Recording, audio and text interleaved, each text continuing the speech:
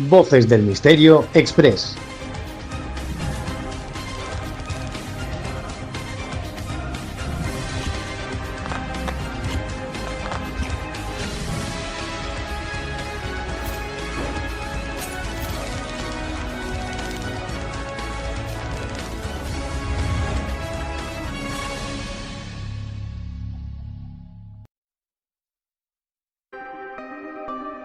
Leyendas, enigmas, fenómenos paranormales, ufología, sociedades secretas, criaturas extrañas y la parte de la historia que nunca te quisieron contar las encuentras aquí, en Voces del Misterio Express. Su hija vive y está en esta casa. Esa casa no debe ser habitada. Nadie ha podido vivir en ella.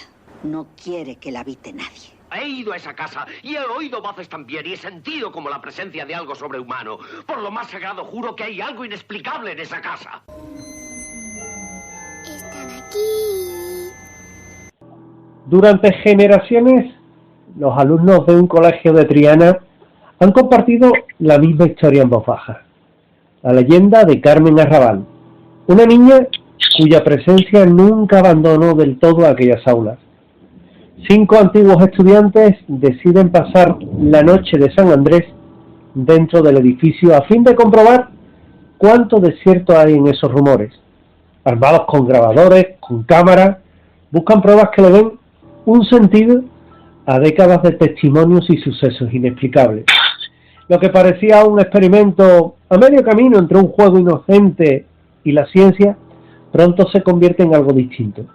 Voces imposibles de grabar, pasillos que se alargan y se iluminan, puertas que no deberían cerrarse y la sensación de que alguien más camina con ellos. A medida que avanza la madrugada, descubrirán que la línea entre la investigación y la experiencia personal puede desdibujarse y que la leyenda de Carmen Arrabal no solo es un cuento para asustar, sino un misterio vivo que los reclama. Una novela de intriga y fenómenos paranormales ambientada en el corazón de Triana, donde la memoria del pasado y el miedo a lo inexplicable confluyen en la más larga de las noches. Y este es Expediente Triana, la noche de Carmen Arrabal, que está escrito por un buen amigo, por Julio Vera, sevillano, enamorado de la ciudad, formado en el Colegio Salesiano de San Pedro de Triana, donde tras sus estudios universitarios de ciencia física viene desarrollando una labor educativa, docente y directiva. Evidentemente le ha llevado a escribir muchos más libros que tienen, por ejemplo, ese título que aún nos resuena, como es La Congregación de la Granada, o, por ejemplo, Los Secretos de la Serenísima, ambos con la editorial Almuzara, como le ocurre a esta novela, a Expediente Triana, la noche de Carmen Arrabal, en la que los fenómenos paranormales y la historia de una investigación se va a cruzar dándole forma a un texto que yo les garantizo que es apasionante. Con Julio hablamos y con él vamos a desglosar un poquito, solo un poquito, esta apasionante novela que a mí me ha encantado. Julio, ¿qué tal, amigo? Buenas noches, José Manuel. Vaya libro interesante, intenso, emocionante, sobre todo para aquellos que conocemos la historia y hemos tenido hasta la oportunidad de vivirla. Pues la verdad que sí, que creo que estamos ante una novela de intriga, de misterio, suspense, en el corazón de un barrio tan emblemático como es el de Triana, y quién no ha tenido o ha escuchado en su juventud algunas leyendas o algunas cuestiones un poquito más fuera de lo normal. No hablemos tanto de paranormal tan pronto, aunque sí tendríamos que hablarlo posterior, pero todo el mundo tenemos ese recuerdo de las leyendas o las cuestiones que pasan extrañamente en tu colegio de pequeño, ¿no?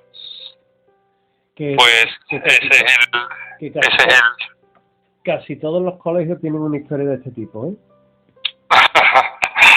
Sí que es verdad, porque cuando nosotros empezamos a trabajar también en este proyecto, en un principio yo no quería ponerle en ningún momento que fuera la palabra Triana o lo relacionáramos directamente con un colegio en particular, porque en verdad también como tú estás comentando, todos los colegios tienen alguna cuestión o algún enigma o alguna leyenda curiosa, y quiera que no, pues nos da pie a que llevemos la trama a algo tan escondido como es aquellas cuestiones que nos comentaban en nuestra juventud, en nuestro colegio.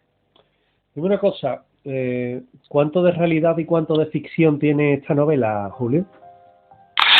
Bueno, pues como es normal, lo primero es poner a los oyentes y al futuro lector en antecedente de que toda la novela es una novela de ficción, los personajes son de ficción, la historia es de ficción, pero tiene un valor añadido que es que hay mucha parte de la leyenda de Carmen Arrabal, de esa niña con un traje de primera comunión que se aparece en lugares inesperados, pues que ha venido contándose de generación en generación. Sí que tiene una parte que es real, por así decirlo, bueno, que es real en cuanto a que se ha ido contando a lo largo de las generaciones, y por supuesto pues lo centramos en una novela de ficción que ayude a ser el hilo conductor de toda esta historia. Tengo un amigo que se llama Miguel Ángel Limón, que estudió precisamente en los Salesianos de Triana, y yo tengo psicofonías de allí, grabadas. Es decir, yo tengo psicofonías del centro mismo, ¿sabes, no? Entonces todo eso me lleva a recomponer una historia, porque en cierta forma cuando leía este texto, este libro, Expediente Triana, a mí me llamaba mucho la atención porque era un grupo de chicos, como mi amigo, que se reunían para entrar en un colegio, como mi amigo, y tratar de determinar si había algo paranormal o no. Es que la historia realmente le puede pasar a cualquiera, ¿no?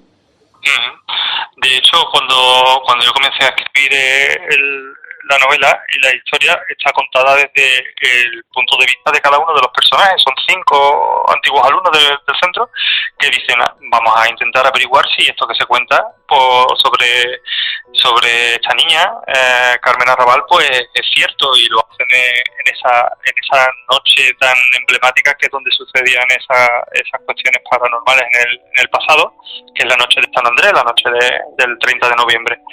Y ahora que has adelantado pues un nombre y una psicofonía, en el prólogo de la novela hago una mención un tanto especial a algo que me sucedió cuando estrenábamos el primer capítulo de 18.0, que eso fue hace mucho tiempo y también hablaba sobre Carmen Arrabal, y recibí un mensaje en mi Facebook, lo comento ahí en el prólogo, en el que me encontré una grata sorpresa. No quiero desvelarla a los lectores porque le animo a que lean ese prólogo, pero va en la misma sintonía de la psicofonía que tú acabas de comentar de Miguel Ángel. Pues a mí ya te digo, a mí es un hecho que me llegó hace muchos años. Date cuenta que yo y Miguel Ángel trabajábamos juntos en la misma entidad bancaria. Somos amigos del hermano. Y claro, Miguel Ángel y yo teníamos mucha amistad y te llama la atención. Cuéntame un poquito los protagonistas, ¿quiénes son? Bueno, los protagonistas son 5, los 5 principales, aunque después nos encontramos algún que otro que nos encontramos alguna sorpresilla a lo largo de la novela, pero son 5 antiguos alumnos, son Carlos, Paco, Alejandro, Nuria y Ana, por así entenderlo.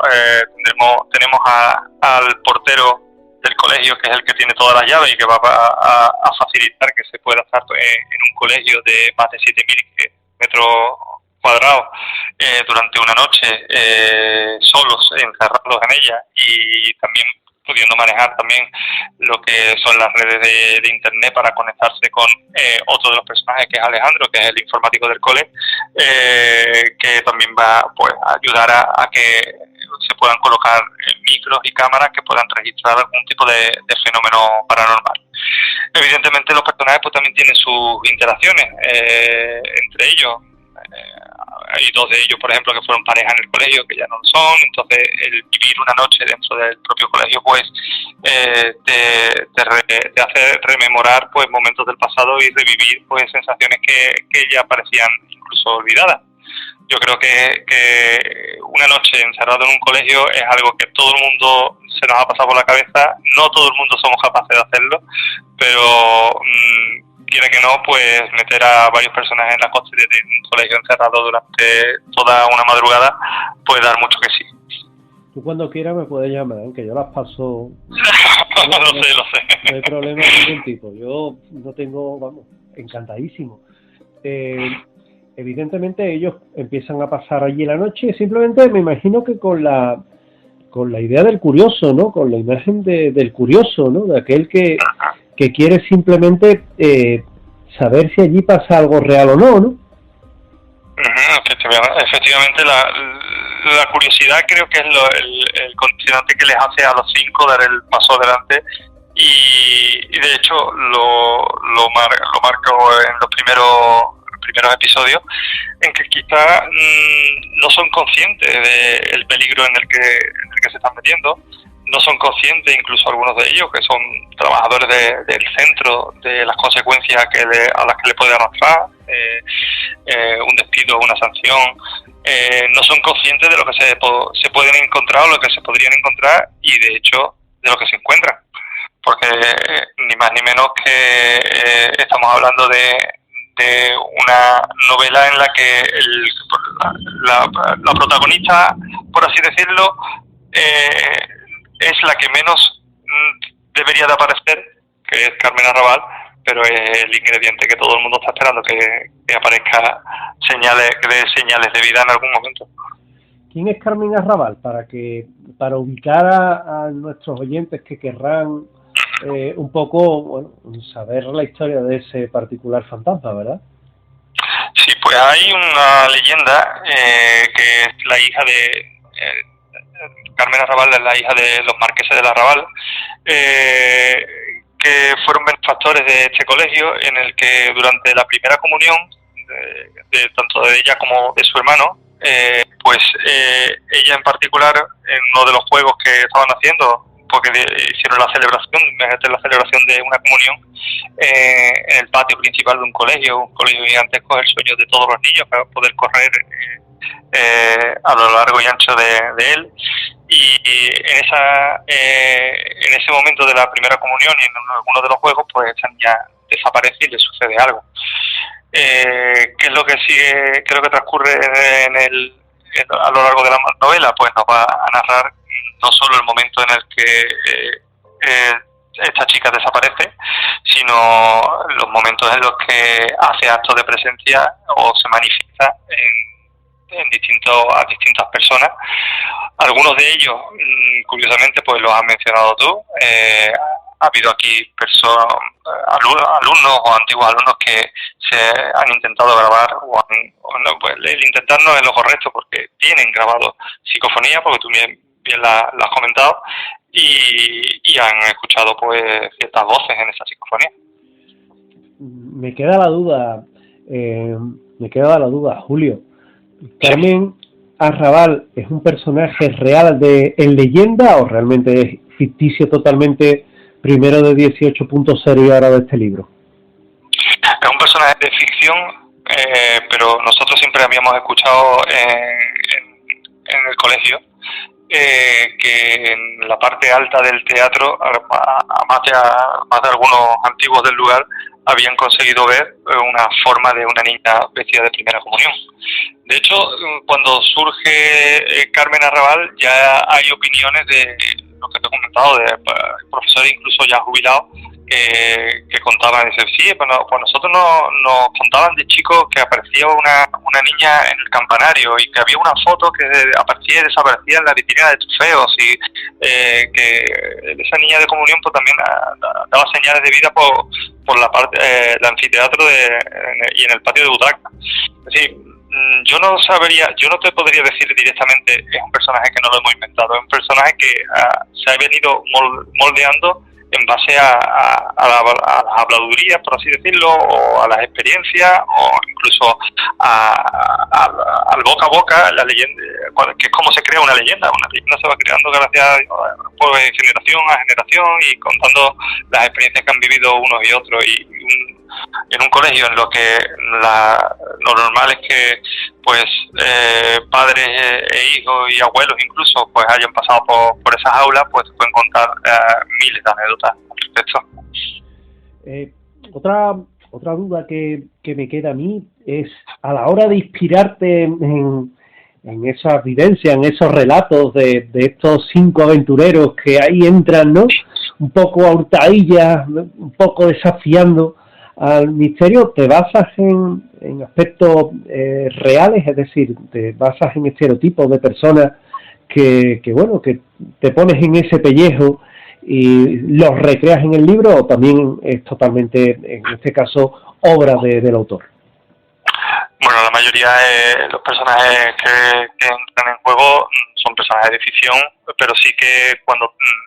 Es lo que te he comentado al inicio, la novela está escrita en primera persona por cada uno de los personajes, es decir, yo cuando me planteé la escritura de esta novela no la veía con una narrativa describiéndola en pasado, o incluso aunque fuera como mis novelas anteriores, describirla en presente y contar los sentimientos, lo que van percibiendo los personajes.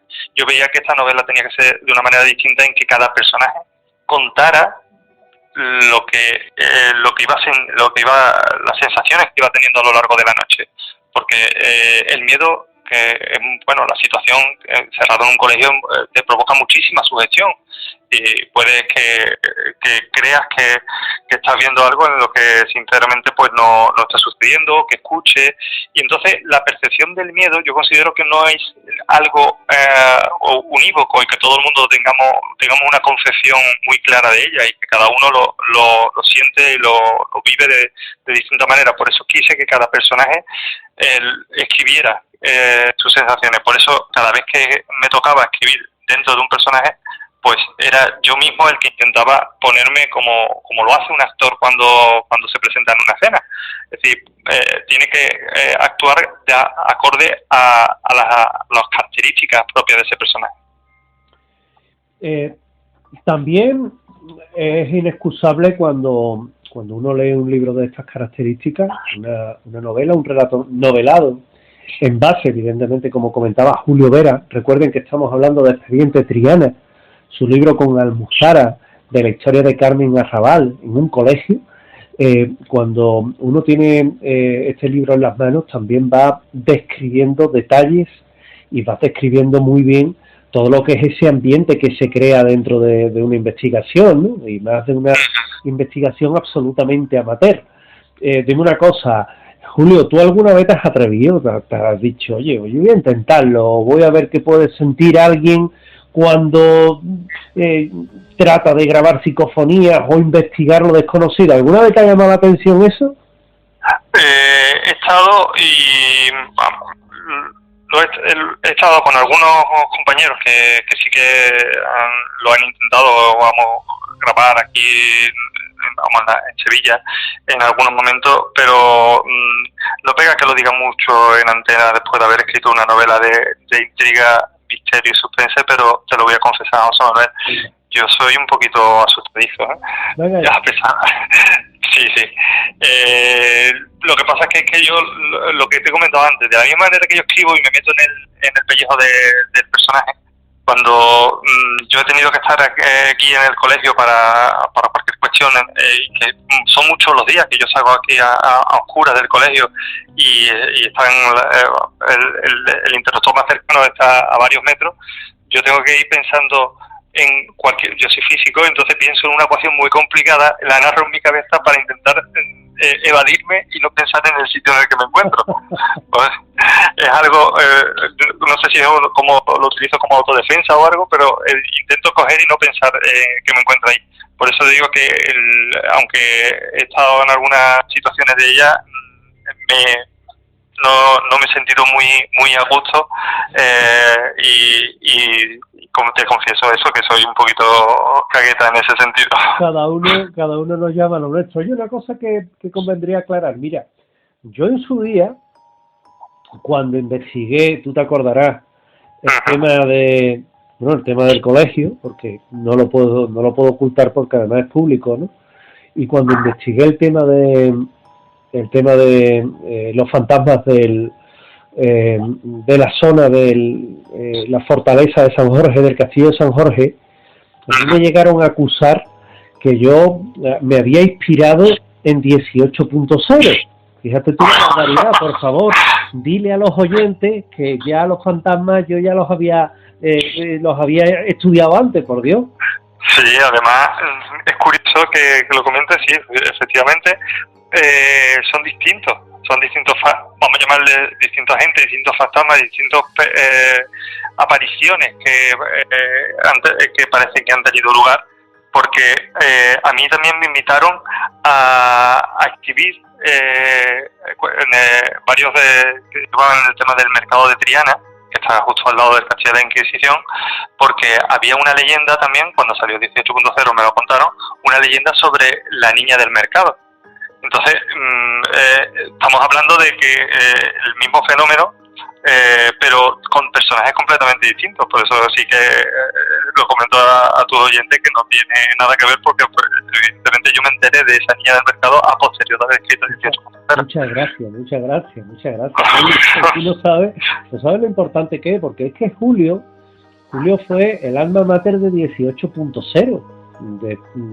Yo recuerdo que yo tengo mucha amistad con José Minero, con Rosa, que trabajaron en la web serie, que nos iban avanzando todo aquello, y yo recuerdo que cuando a mí me preguntaban cosas, Rosa me preguntaba cosas, y yo recuerdo que yo les iba informando, ¿no? Incluso de mis investigaciones por allí por el mercado, las que hice ya pasado el tiempo, evidentemente. Estamos hablando que esto fue, fíjate, yo escribí por primera vez del mercado de Triana en el año 2009, y creo que 18.0 es del año 2013, 2014. Tú a mí me Sí, allí es cuando, tenemos 2012, en junio del 2012 es cuando presentamos el primer capítulo, y efectivamente durante el 13 y 14 es cuando continuó. Y vamos a retomar la novela porque a mí me interesa mucho. Fíjate, estamos en... Bueno, de hecho, José Manuel, también para dar por cerrado lo que acabo de comentar de 18.0, yo hago mucha mención en la novela en agradecimiento a todo lo que fue el equipo artístico, el equipo técnico, de comunicación, de maquillaje, de arte, y pongo nombres y apellidos de personas que fueron fundamentales para llevar a cabo un proyecto que fue muy ambicioso en el principio, y la verdad que he querido ser agradecido con todos ellos, y a muchos están todos ellos con su nombre, y también pues a Carlos Martín, que él y yo arrancamos ese primer proyecto inicial con el guión, y nos aventuramos a quizá un proyecto demasiado ambicioso para ser tan noveles como éramos, y fijaros el recorrido que ha tenido. Sigue estando colgada, ¿no?, en internet. Sí, está disponible los capítulos que están rodados. Quien la quiera ver, que entre y que la vea. Y seguimos nosotros con Expediente Triana, con esta historia de Carmen Arrabal, que es tan interesante, y que la atmósfera, sobre todo, que se crea, ese grabar, ese ambiente, esa sensación de que algo camina con ellos. ¿Juegas también con el miedo psicológico al leer, Julio, que a ti se te da muy bien? Sí, es la intención. La intención es también entrar dentro.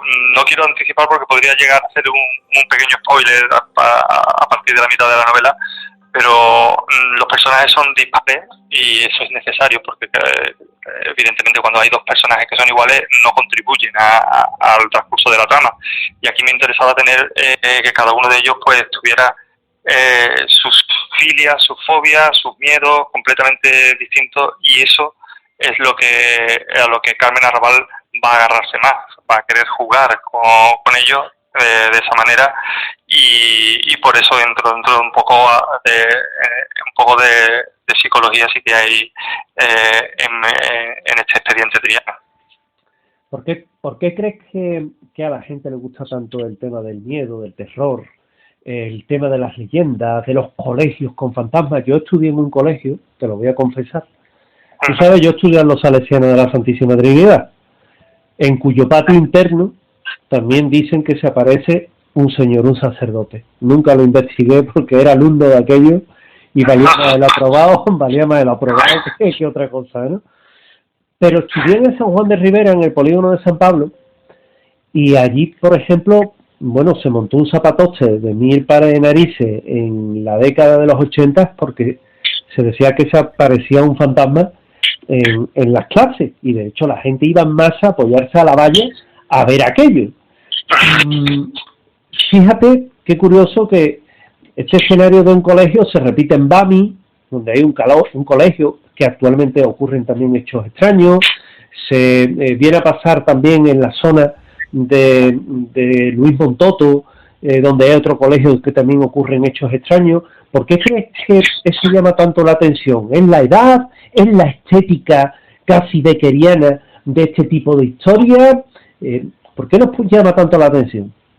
Yo creo que hay varias vertientes, no solo nos puede llamar la atención.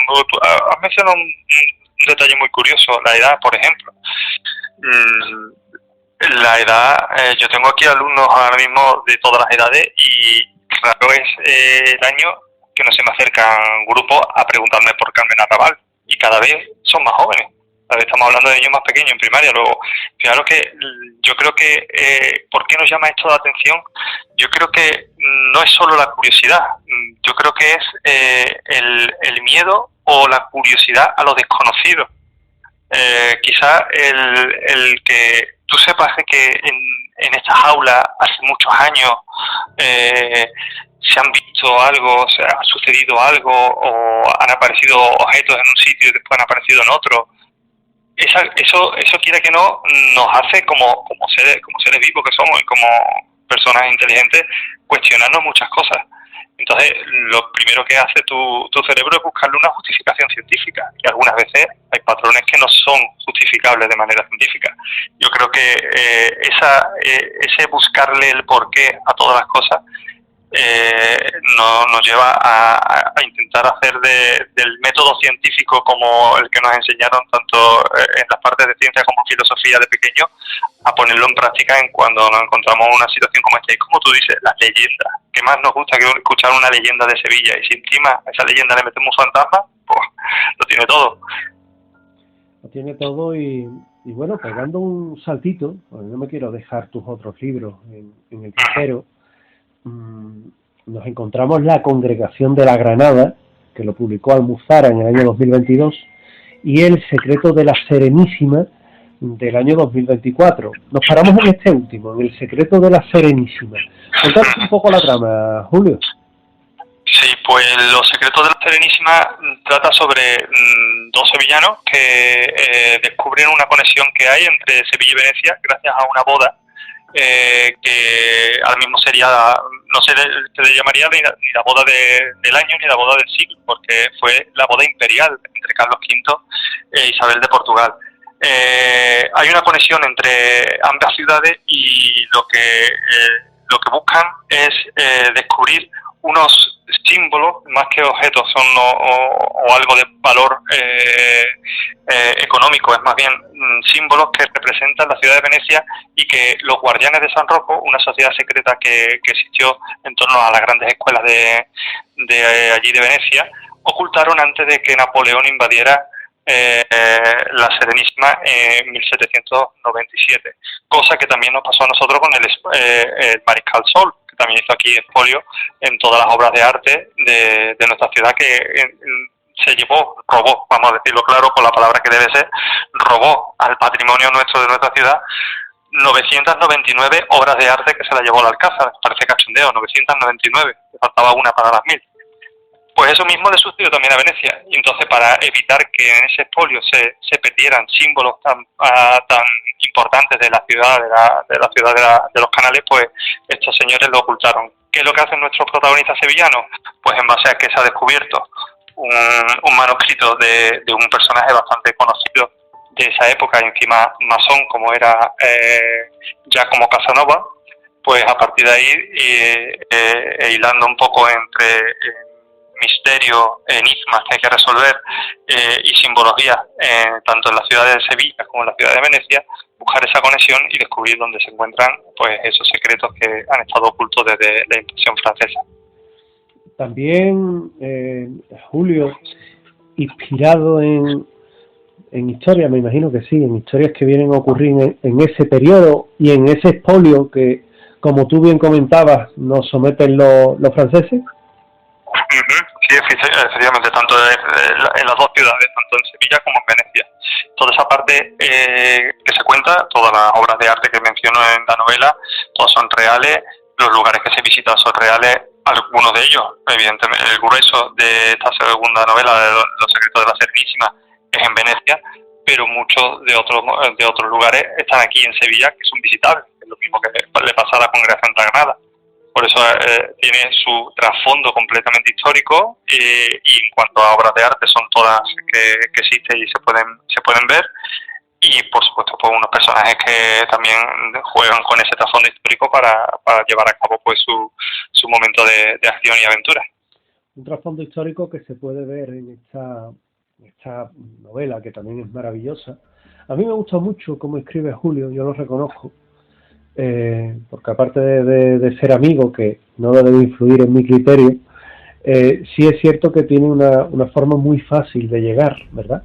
Y tiene una forma muy cómoda también de ser leído por parte del lector, con lo cual a mí yo siempre lo he dicho, que leer un libro de Julio siempre es una gozada por la capacidad que tiene para irte a describirte y hacerte llegar esas situaciones en las que se encuentra.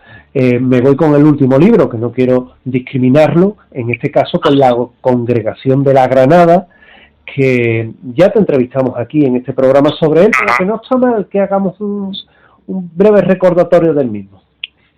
Sí, pues la Congregación de la Granada son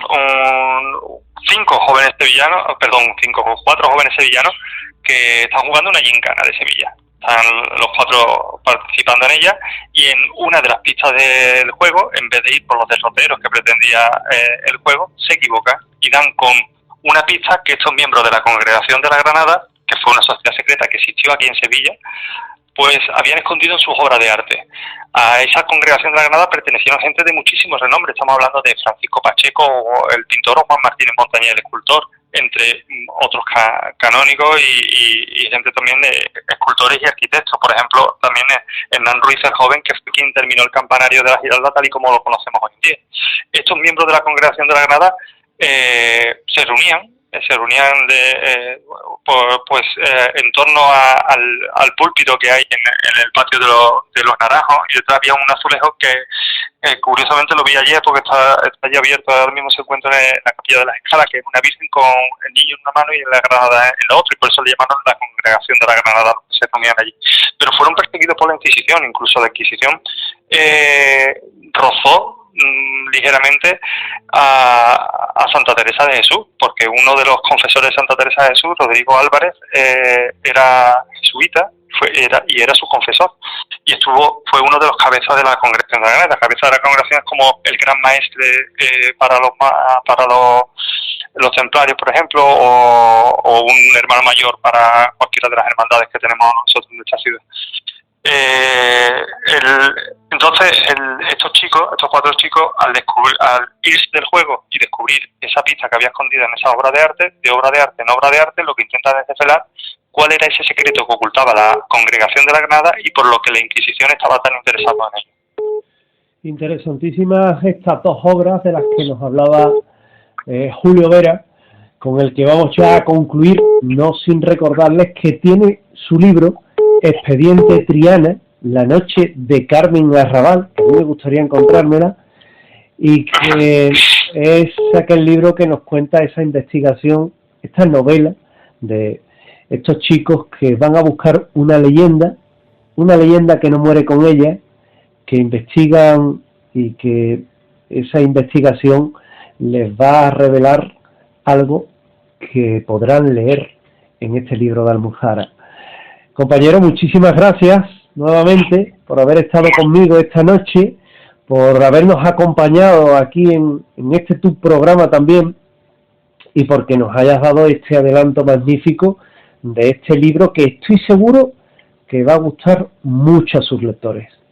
Pues muchísimas gracias a ti, José Manuel, y no me gustaría perder la oportunidad para invitarte tanto a ti como a todo tu equipo y tus oyentes a la presentación del libro, que lo tendremos aquí en el Teatro de los Salesianos de Triana el jueves 27 de noviembre a las 7:30.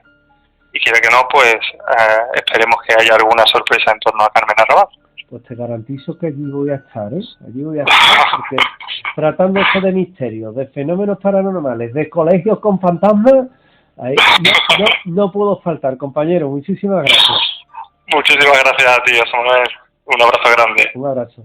Su hija vive y está en esta casa. Esa casa no debe ser habitada. Nadie ha podido vivir en ella. No quiere que la habite nadie. He ido a esa casa y he oído voces también y he sentido como la presencia de algo sobrehumano. Por lo más sagrado juro que hay algo inexplicable en esa casa. Están aquí. Leyendas, enigmas, fenómenos paranormales, ufología, sociedades secretas, criaturas extrañas y la parte de la historia que nunca te quisieron contar las encuentras aquí, en Voces del Misterio Express. Voces del Misterio Express.